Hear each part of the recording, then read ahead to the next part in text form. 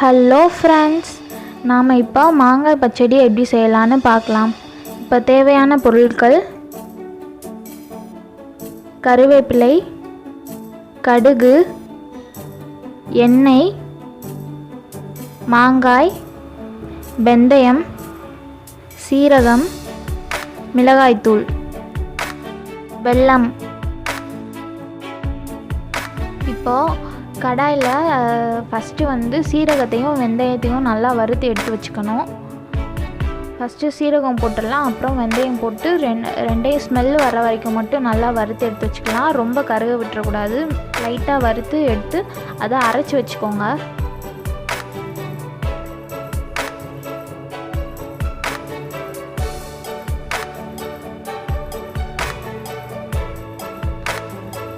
லைட்டாக வறுத்தா போதும். அப்புறம் அதே கடாயில் எண்ணெய் ஊற்றி இப்போது கடுகை போட்டுடலாம்.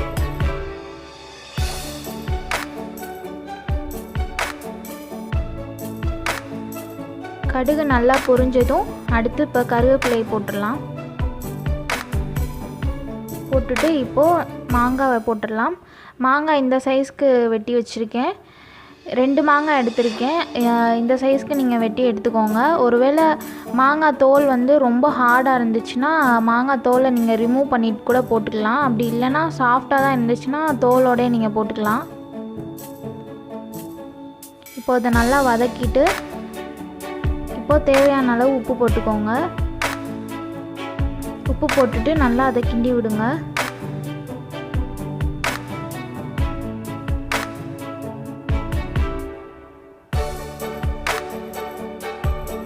இப்போது இதில் கொஞ்சமாக தண்ணி ஊற்றிக்கலாம். அடி பிடிக்காமல் இருக்கிறதுக்காண்டி கொஞ்சோண்டு தண்ணி மட்டும் ஊற்றிக்கோங்க. ஊற்றிட்டு கொஞ்சம் ஒரு தடவை கிண்டி விட்டுட்டு அப்புறம் அதை மூடி வச்சுருங்க. கரெக்டாக ஒரு 5 மினிட்ஸ் வெயிட் பண்ணுங்கள், அது கொஞ்சம் வேகிற வரைக்கும்.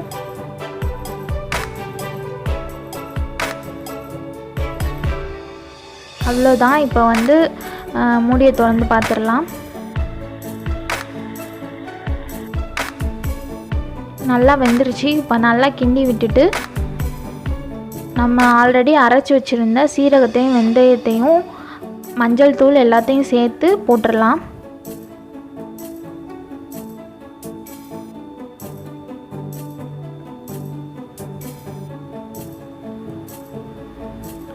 அது எல்லாத்தையும் சேர்த்து நல்லா கிண்டி விடுங்க.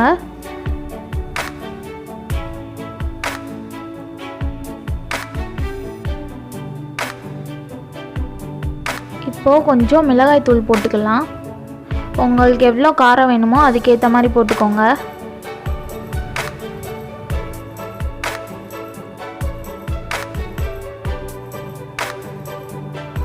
அதை நல்லா கிண்டி விட்டுட்டே இருக்கணும். இப்போ இந்த ஸ்டேஜுக்கு வரும், சட்டியில் ஒட்டாமல் கொஞ்சம் எல்லாம் சேர்ந்த மாதிரி இப்படி வரும்.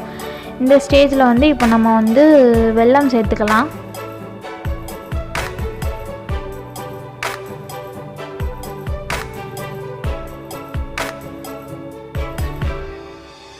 நான் மிளகாய் தூள் 2 ஸ்பூன் போட்டிருக்கேன். அதே மாதிரி வெல்லம் ஒரு கைப்பிடி அளவு போட்டிருக்கேன். இப்போ இதை நல்லா கிண்டி விடுங்க.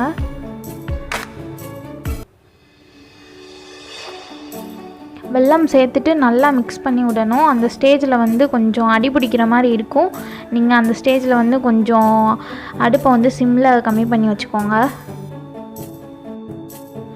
அவ்வளோதான், மாங்காய் பச்சடி ரெடி ஆயிடுச்சு. இந்த வீடியோ உங்களுக்கு பிடிச்சிருந்துச்சின்னா லைக் பண்ணுங்கள், நம்ம சேனலுக்கு சப்ஸ்கிரைப் பண்ணுங்கள். தேங்க்யூ.